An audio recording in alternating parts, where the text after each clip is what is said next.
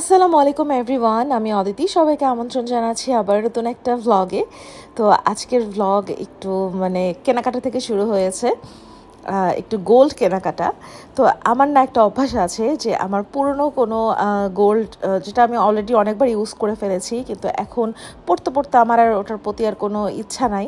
তো সেই জিনিসগুলো আমি এক্সচেঞ্জ করে নতুন কিছু নেই। তো আমার এই ব্রেসলেটটার কথা আপনাদের মনে আছে কি না, স্ক্রিনের ডান দিকে যেটা ছিল, তো অনেকগুলো ঝুল আছে এই ব্রেসলেটের মধ্যে, এবং এটা বেশ ওজনের একটা ব্রেসলেট। এটা প্রায় 2 ভরির কাছাকাছি। তো আমি এটা না অনেক পরেছি, তো ভাবলাম যে এখন এটা একটু এক্সচেঞ্জ করে নতুন কোনো কিছু নেওয়া যাক। আর অনলাইনে আমি সবসময় একটু দেখে রাখি যে কি আসছে না আসছে। তো একটা হার, যেটা আপনারা স্ক্রিনে ফার্স্টে দেখলেন, আর একটা ব্রেসলেট, এই দুটো জিনিস আমি এক্সচেঞ্জ করে নিয়েছি এই আমার একটা ব্রেসলেট দিয়ে।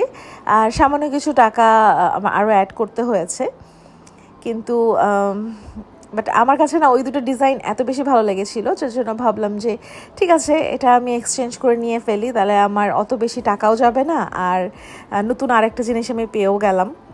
তো আমি আসলে এই টাইপের কাজ কারবার করি সব সময়। তো যাই হোক, আমার কেনাকাটা শেষ। এরপর হচ্ছে বাসায় এসে, এটা হচ্ছে তার পরদিনের ভ্লগ। তো আমার হাজব্যান্ড, ওই যে আমি একবার মাটন বিরিয়ানি রান্না করেছিলাম পোলাওয়ের চাল দিয়ে, ওটা খেয়ে তার এত বেশি ভালো লেগে গিয়েছিল। তারপরে সে আমাকে বললো যে তাকে জন্য আবার একটু রান্না করে দেই। তো ভাবলাম যে আচ্ছা ঠিক আছে, তাকে আজকে এটা রান্না করে দেই। আর সেই অনুপাতে আমি রান্না চড়িয়ে দিয়েছি। তো এর আগের বার যে রান্নাটা করেছিলাম, প্রেসার কুকারে মাংসটা সিদ্ধ করেছিলাম, আর মাংসটা একেবারেই গলে গিয়েছিল। তো এবার আমি ইচ্ছে করেই বলেছি যে না, আর প্রেসার কুকারে দিব না, এই চুলাতেই আমি এটাকে রান্না করব, যতক্ষণ সময় লাগে। বিশ্বাস করবেন না, 2 ঘন্টা সময় লেগেছে শুধু এই খাসি সিদ্ধ হতে। কি আর করা, কিন্তু প্রেসার কুকারে দিলে দেখা যায় যে অনেক সময় অনেক কাজের মধ্যে থাকি, ওই টাইমটা মনে থাকে না যে এই এত কয়টা হুইসেল দেওয়ার পরে আমি চুলা অফ করে দিব, এই করব সেই করবো, আমার না মনেই থাকে না। তারপর দেখা যায় যে ওভারকুকড হয়ে যায়। এই জিনিসটা এড়ানোর জন্যই আজকে আমি প্রেসার কুকার ছাড়া এটা রান্না করেছি, এবং এটাই ভালো হয়েছে। একটু সময় লেগেছে বেশি, কিন্তু গোশগুলো একদম সুন্দর ছিল, একদম সফট হয়ে গিয়েছিল, কিন্তু একেবারে গোটা গোটা ছিল। তো আমার নিজের কাছে বেশি ভালো লেগেছে। কিন্তু ওই যে অনেক বেশি সময় লাগে গোশ গলতে, এটাই একটা ঝামেলা, এটা ছাড়া আর কোনো ঝামেলা নেই। তো আমার কাছে না যত যাই বলেন না কেন, বিরিয়ানি মানেই হচ্ছে ওই যে বাসমতি চালের বিরিয়ানি। পোলাওয়ের চালের বিরিয়ানি আমার কাছে অত বেশি একটা ভালো লাগে না, কিন্তু আমার হাজব্যান্ডের কাছে নাকি, তার কাছে এভাবে খেয়ে নাকি অনেক বেশি ভালো লেগেছিল। যাক, আমি তো অত বেশি খাইও না, আর আমি এই বিরিয়ানির একটুকু খাইনি, ওদিনকারটাও খাইনি, এই সেদিন যে বানিয়েছি এটাও আমি খাইনি। আমি হাজব্যান্ডের জন্য বিরিয়ানি রান্না করেছিলাম, আর আমার জন্য একটু ভাত চড়িয়ে দিয়েছিলাম, আমি একটু সবজি দিয়ে ভাত খেয়ে উঠেছিলাম। আর সারাদিন রোজা রেখে না এই টাইপের খাবার খাওয়াও যায় না। আমার কাছে মনে হয় যে একটু ডাল, ভর্তা, ভাজি, ভাত, এগুলো হইলেই মনে হয় যেন একদম তৃপ্তি।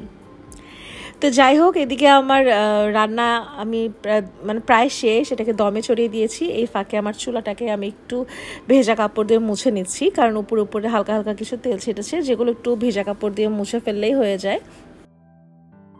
তো আজকে আমি আবার একটু জাকাতের হিসাব নিয়ে বসবো। তো আমি দেখা যায় যে জাকাতের হিসাব একেবারে প্রথম 5 রোজার মধ্যেই করে ফেলি, 5 থেকে 7 রোজার মধ্যেই করে ফেলি। কিন্তু এবার আমার ওই যে শরীরটা বেশি খারাপ ছিল, তারপরে আরও নানান কাজে ব্যস্ত ছিলাম, কি নিয়ে হাবড় নিয়ে ব্যস্ত ছিলাম, যার জন্য আর এবার করাই হয়নি। এই মাত্র সেদিন আমি আমার এই জাকাতের হিসাবগুলো করলাম, আমার গোল্ডের উপর যে জাকাতটুকু আসে সেটার আমি হিসাব করলাম। তো গত বছরে না, আপনারা আমাকে জিজ্ঞেস করেছিলেন যে আমি আমার জাকাতের হিসাব বাসাতেই একলা কীভাবে বের করি। তো আমার কাছে তো এটা খুবই সিম্পল লাগে। আমি আপনাদেরকে ফার্স্টে হচ্ছে একটা স্ক্রিনে এখন এটা ছবি আমি দেখিয়ে দিচ্ছি, এই হিসেবটা আগে আপনারা দেখে নেবেন কাইন্ডলি। এটা একটা রেফারেন্স পিকচার, এটা 2021 সালের সময়কার, গহনার ভরি এই সময় অনেক কম ছিল। তো বর্তমানে যেটা এখন প্রতি গ্রাম যত টাকা তত গ্রাম আপনি হিসাব ধরবেন। বর্তমানে 22 ক্যারেটের প্রতি গ্রাম হচ্ছে 13,258 এরকমই বোধহয় কিছু একটা। যাই হোক, আমার এক্স্যাক্টলি মনে নেই, ওটা আপনারা যে কোনো জুয়েলারি পেজে আপনারা একদম অ্যাকুরেটটা পেয়ে যাবেন। তো দেখা যায় যে রিসিপ্টগুলোর মধ্যে না সব গ্রামের হিসাব থাকে। দেখবেন যে আপনি যতটুকু মানে স্বর্ণ যখনই কিনেন না কেন, আপনি যদি রিসিপ্টটা ভালো মতো খেয়াল করেন, দেখবেন যে তারা কিন্তু গ্রামের হিসাবটাই লিখে রাখে। তারা কিন্তু বলে না যে এত ভরি স্বর্ণ নেওয়া হয়েছে, টোটাল যেই যত গ্রাম আসছে সেই গ্রামটা মেনশন থাকে। তো যার জন্য আমি আর কি গ্রামের উপরেই আর কি হিসাবটা বের করি, ওতে আমার সুবিধা হয়।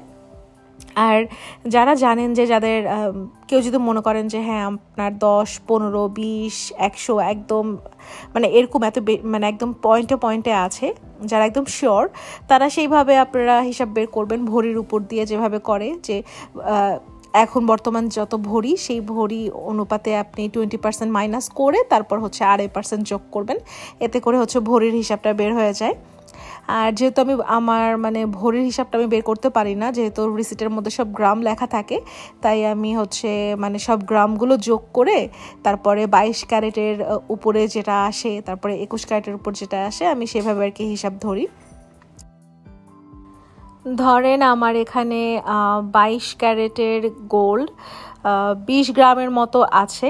তো এই 20 গ্রামকে বর্তমান যত গ্রাম চলছে পার গ্রাম 22 ক্যারেট, অত দিয়ে আমি গুণ দিব। গুণ দেওয়ার পরে যে অ্যামাউন্টটা আসবে সেই অ্যামাউন্ট থেকে আমি 20% মাইনাস করব। মাইনাস করার পরে 2.5% যোগ করব। তারপর যেই নেট অ্যামাউন্টটা বের হবে ওটাই হচ্ছে আমার মানে অ্যাকুরেট জাকাত। জানি না বুঝাতে পেরেছি কি না, তবে হাতে কলমে যদি আপনারা বসেন এটা করতে, তাহলে আপনারাও ইজিভাবে এটা বুঝে নিতে পারবেন ইনশাল্লাহ।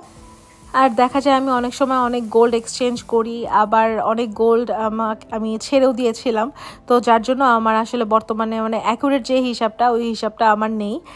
আর আমি গ্রাম থেকে ভরিতে কনভার্টও করতে পারি না, এই জন্য আমি একদম মানে শর্টকাটে গ্রামের উপরে হিসাব বের করে দেন আমি আমার জাকাতটা ক্যালকুলেট করে ফেলি। তো এনিওয়েজ, আমি জানি না আমি কতটুকু বুঝাতে পেরেছি বা আপনারা কতটুকু আমার কথা বুঝতে পেরেছেন। না বুঝতে পারাটাই স্বাভাবিক, তবে যেটা আমি বলবো যে হাতে কলমে আপনারা এটা করবেন, তাহলেই আপনারা নিজে একটা সলিড আইডিয়া পাবেন।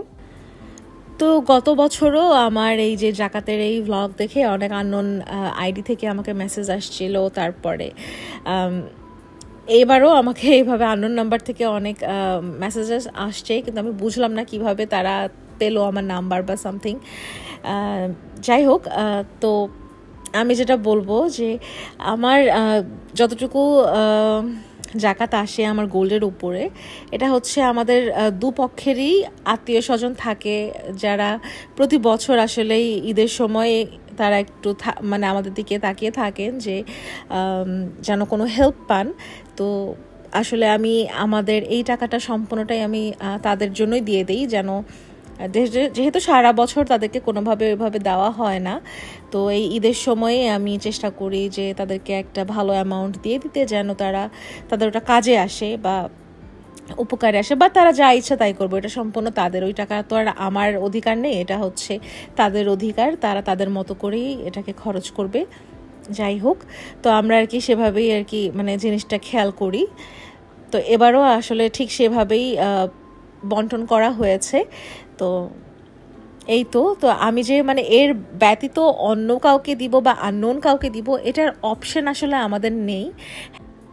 তবে হ্যাঁ, একদিন যদি আমাদের অঢেল আসে, আল্লাপাক যদি দান করেন ইনশাআল্লাহ, তাহলে হয়তো বা বাকি সবার কথা চিন্তা করা যাবে। কিন্তু মানে এখন বর্তমানে পরিবারের লোকজনই হচ্ছে ফার্স্ট প্রায়োরিটিতে পড়ে।